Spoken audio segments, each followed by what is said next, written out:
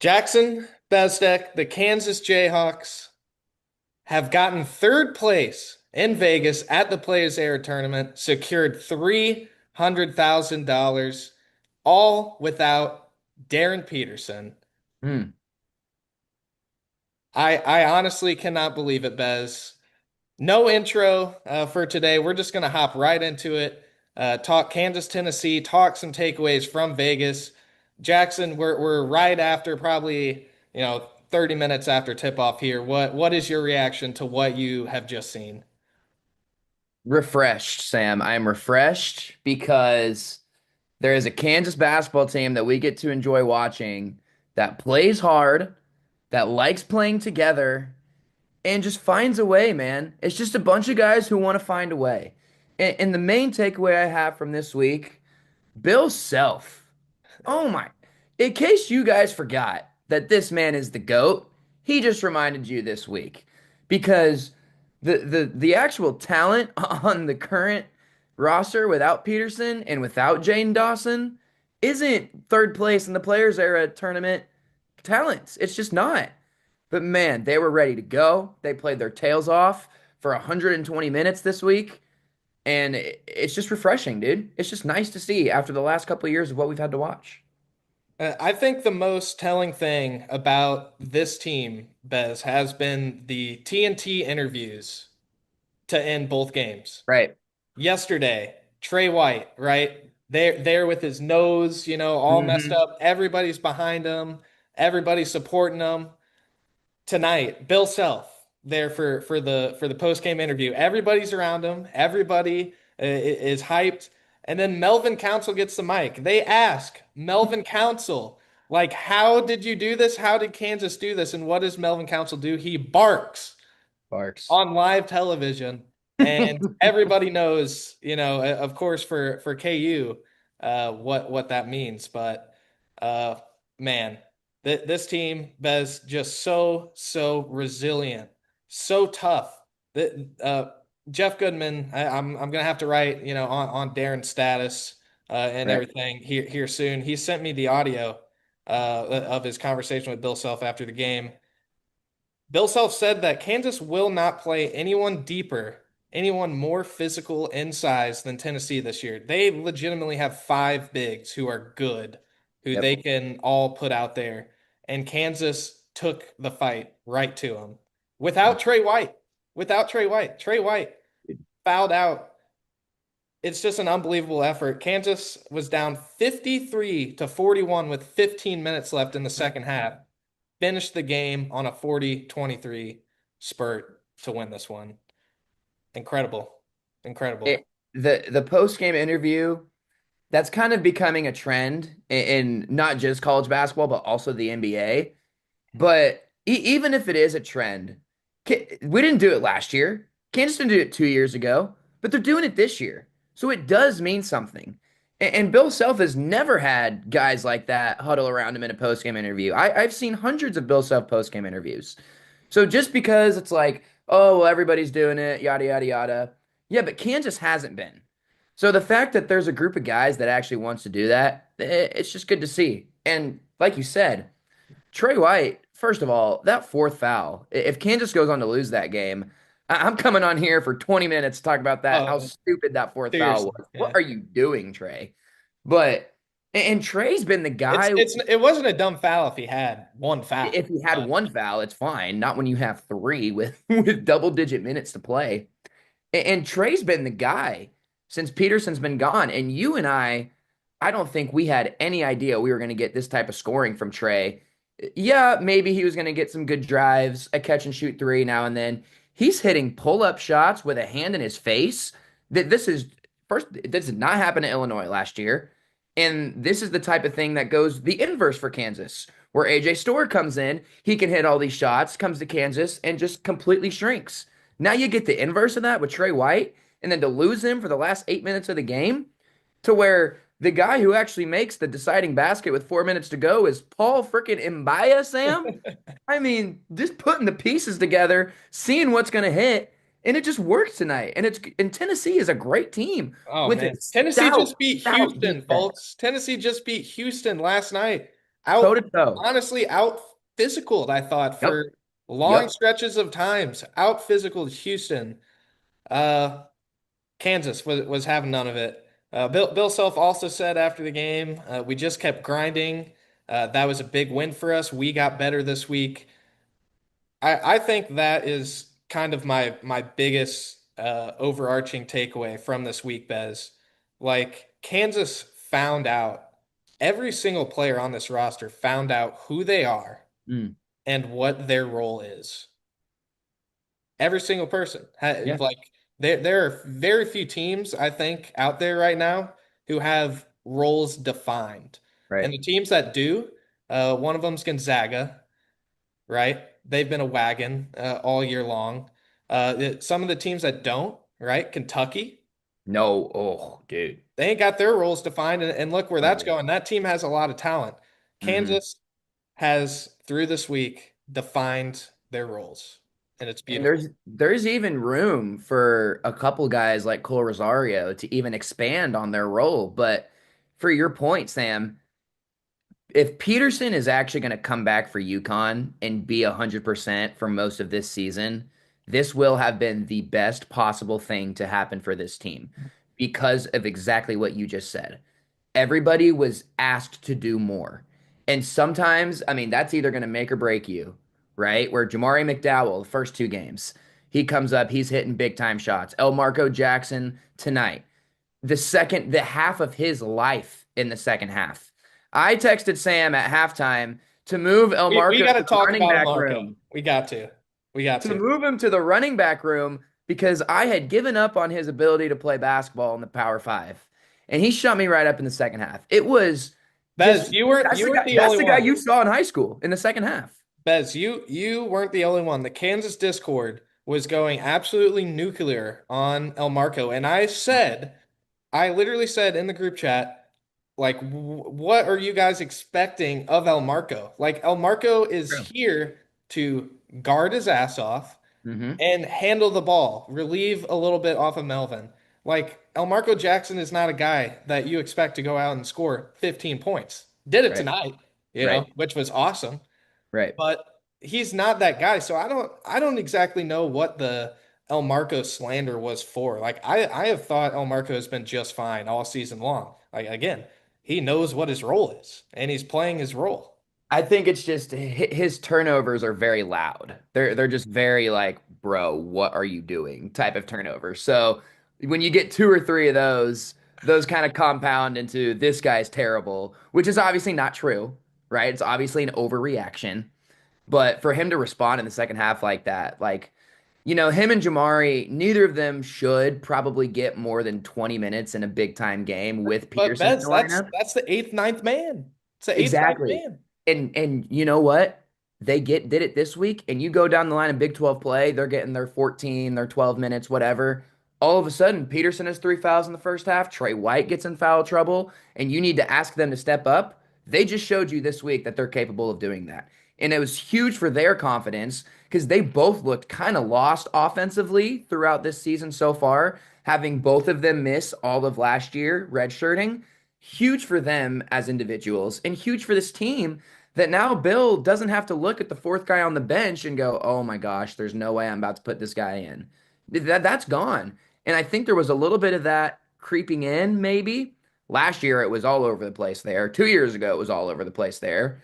But now you got nine guys who you at least know aren't going to suck in a big game. And And that's really important. let's give Jamari his flowers too Indeed. for literally barely playing for most of the year. And then it's just like, oh, you're starting against Right. Syracuse. And oh, you're starting against Tennessee, which if you remember, Bez, remember a couple That, years that was two ago, years ago. whenever Yep. Jamari That was started his against day. Tennessee Dude, we and came on the played, show like, play Jamari more, yes, and he didn't played play the rest of the Jamari the year. rest of the year. Yeah, no, it was, I mean, Jamari McDowell, man, like he deserves a lot of credit too for his play over the last few days. And like having El Marco and Jamari, knowing that's going to be your eighth and ninth man has like it 2 weeks ago, like we kind of talked about it after that Princeton first half. There's a Right, lot of right. like, I don't know, I don't know Hmm. about this group.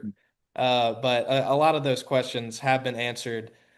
Uh, Bez, let's just kind of talk about this Tennessee game a little more, and then we'll kind of wrap up with some final takeaways. Obviously we talked about El Marco. He went on that personal like 7-0 run, right? Kind of an FU To kind of run. bring Kansas back in it. It was like 55-51. And then Trey White fouls out Mm, like immediately after that, and it didn't matter. Kansas goes on a 12-2 run, takes the 68-64 lead in that stretch. I don't know if you've noticed this, Bez, but it seems like Melvin just has this switch where he just yeah. says, screw it. I'm just going to take the ball straight downhill because nobody can stop me. Yep. And he just flips that switch. Kansas goes on that run. Game over. Like just like That that. was it. That was it. That last stretch by Melvin was special, man. His athleticism is on a different level. His speed, I mean, nobody can stay in front of him. Like, he's a really hard guy to guard one on one. And it's funny because last year, obviously, at St. Bonaventure, that was the case. And you could almost kind of see it, especially in the Duke game, a little bit in the Carolina game, where he's like, I'm not sure if I can do that at this level. And then tonight, he blew by a couple guys in the first half, missed the layups or made a bad pass, but he's blowing by them. And you can kind of see the gears turning in his head of like, okay, this is one of the best defensive teams in the country. I'm getting by these guys. I can absolutely hang at this level. And then second half, he just, especially with Trey going down, man, he knew. It's like it's got to be me because as much as we love Flory and the fact that Flory is probably our second best player, he's still just he's close. He's close, but he's still not quite feed me. Let's run this entire offense through me for 7 straight minutes against Tennessee. He's still not quite that guy yet. And Melvin recognized that. He took the weight on his shoulders and just attacked, attacked, attacked, and he needed that. And like I said earlier, none of this happens if Peterson's playing. Do we want Peterson to play? 1000%, Absolutely. yes. 100%. But this was important for these other guys to not just feel like they're other guys. Now they are guys, and they're about to get their main guy back. I mean, And Darren's the type of guy that you can like putting him in the plug in. lineup is just going to be seamless. Right, Like right. it's only going to help. There is not going to be any like, oh well, Kansas learned to play without him. What are the no.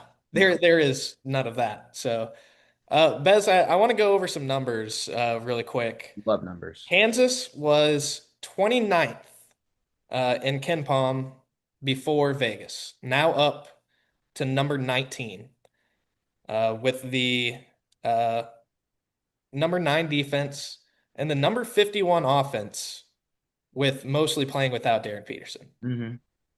If you flip on Torvik, Love Torvik. uh, it hasn't actually updated for this Tennessee game. So I'd imagine Kansas is going to go even farther up for the Tennessee game. But if you take just from when Darren's been out, so Saturday, November 8th, the day after Darryn Peterson has been out, with no Darryn Peterson, Kansas is a top 20 team on Torvik with the number 8 defense in the country.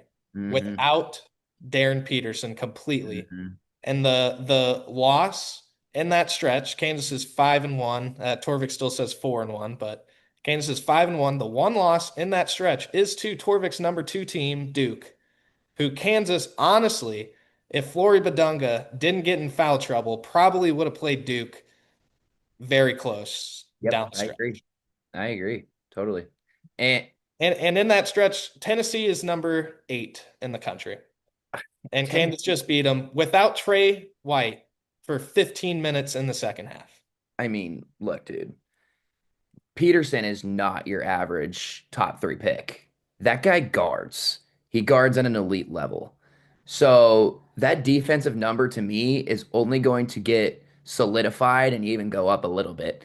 This team guards, man. And like I opened the show, you asked me my thoughts. I'm like, this team just competes and plays for each other. That translate 1000% to defense. That's all defense is, man. You can't practice defense in the terms of this is how you stay in front of somebody. This is how you're going to slide your feet against Tennessee's guards. This is how you guard kind of positioning and heart. It's two things. Can you be in the right spot and can you get to the right spot with as much effort as you can? That's how you guard.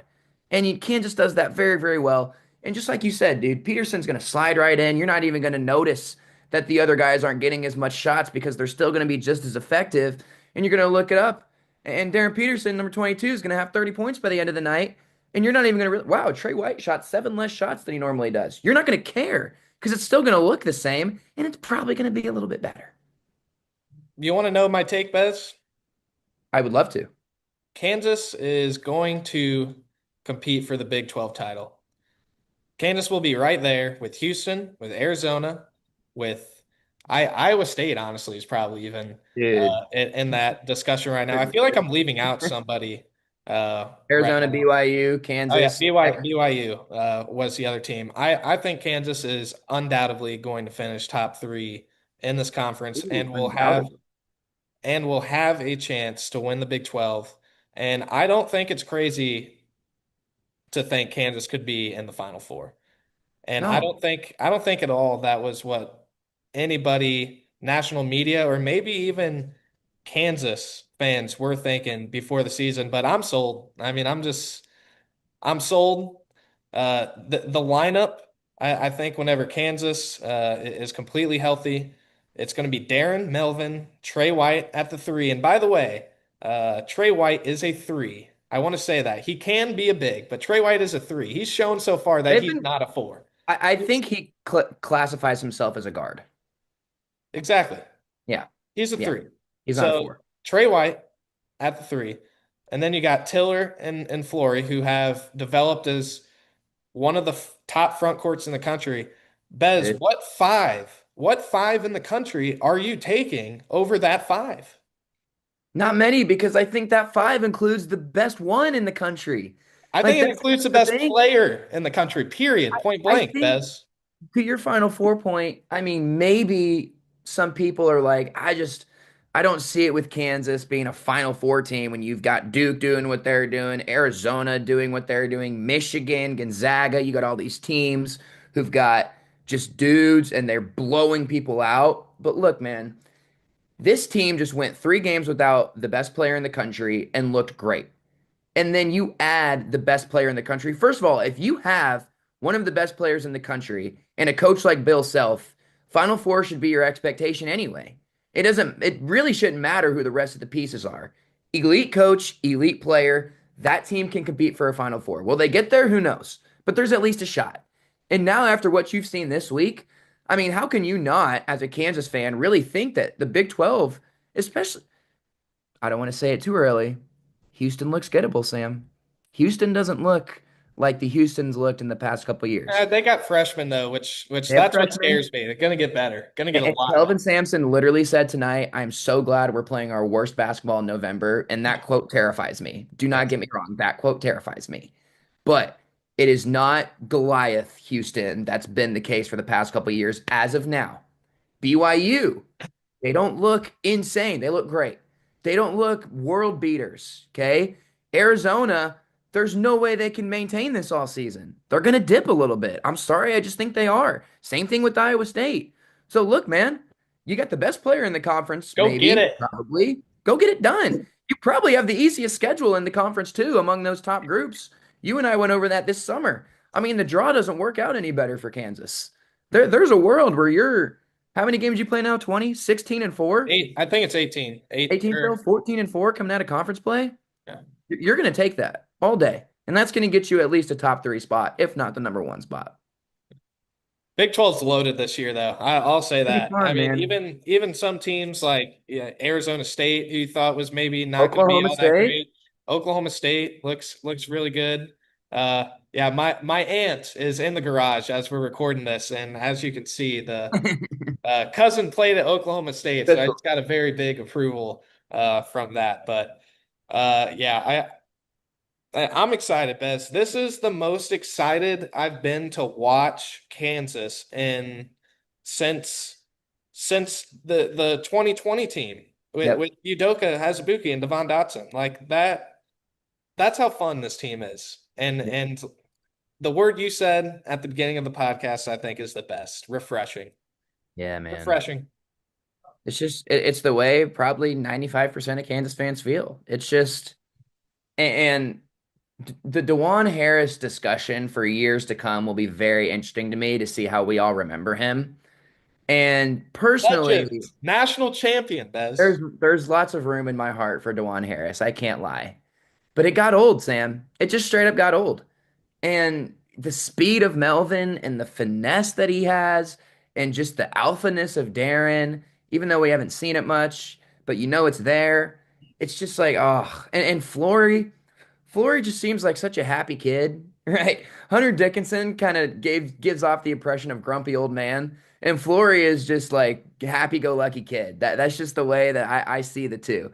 And And I and we Hunter, haven't talked about Flory much because like he's just so damn consistent. But right, he's just doing his thing. right now, Flory is averaging. He's averaging 16 points a game, 8.5 rebounds, Mhm. 2 assists, and 2.5 blocks. The Like blocks is Flory, like Bez, the whole beginning of the season, Evan Maya, like Hoops HQ, all these lists dropping. Flory's in the top 25 players. Let's be honest, Flory to start the year didn't necessarily look like that, but yep. he has completely turned it on. And I mean, guys, if Kansas is going to get probably 22 plus a game, 20 plus a game out of Darryn, and then 15 and 8 out of Flory, and then Trey White now emerges as that guy who can, go off for, 15 to 20 points, probably average around 14 and a half or so. And then you got Tiller still and Melvin And and Rosario Cole and El Marco, like all these guys that just plug and play and fit what Kansas wants to do. and the best part is the Jamaris and the El Marcos, right? And Culture guys. Jaden Dawson a little bit when he comes back, who was great on the bench tonight and yesterday, by the way. Super great team. Kansas has played so well, Bez. I've forgotten about Jaden Dawson. I know, right? Like And the thing is, like him and Jamari, Marco, even down to like Calderon, like the guys that aren't playing a lot know that they're not supposed to be playing a lot. So when they do play, it's not like, oh, finally, coach let me get some run. It's heck yeah, I'm in the game. Let me take the most of this opportunity, just like it used to be when we were kids growing up, falling in love with this sport. So much of the negative discourse about college basketball is that the guys you're watching don't look like they love it as much as they used to, or aren't buying into their roles, or aren't just being patient and waiting for their moment to come. This Kansas team is full of guys like that. And to say refreshing again, like it's just nice to watch an eighth man come off the bench, know he's the eighth man, and be excited to contribute. Instead of having, Griffin or Storr or somebody like that come off the bench with this, greater than out like just I'm better than what I am right now. Like, dude, get that energy out of here. You are exactly where you need to be. These guys understand that, and that's why this team is so good. That's the crazy part about this AAU world is like a lot of the time your 1 through 8 are pretty damn similar. So somebody's going to get unhappy. It's just going to happen. And the best teams that I've come to watch and coach and get to spend time with are 1 through 6 is awesome, and 7 and 8 are very happy to contribute and are very solid.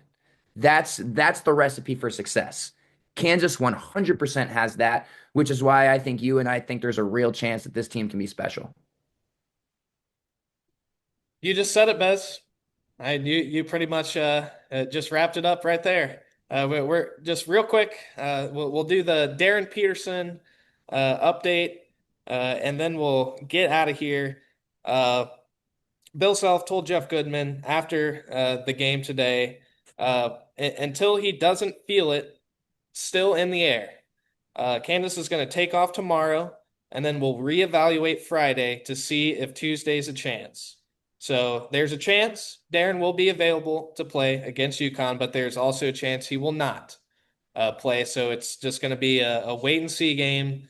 How does Darryn look on Friday? Obviously, would be absolutely huge to have Darryn Peterson back for that game to kind of get a marquee game with Darryn to see how that feels again, because obviously Kansas kind of got blown out by North Carolina there at the end Yep. in the last one. So I'm interested to see how that plays out, but a lot to be excited about the Kansas Jayhawks this year. And happy Thanksgiving, Bez. Happy Thanksgiving, everybody.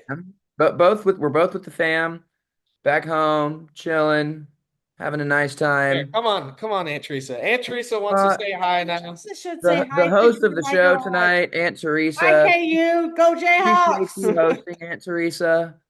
I mean, it's just great The times vibes are for so fans so right good now. right now, Bez. Vibes are up. Vibes are up. Players era, decent success. I'm excited for next year to see what it is.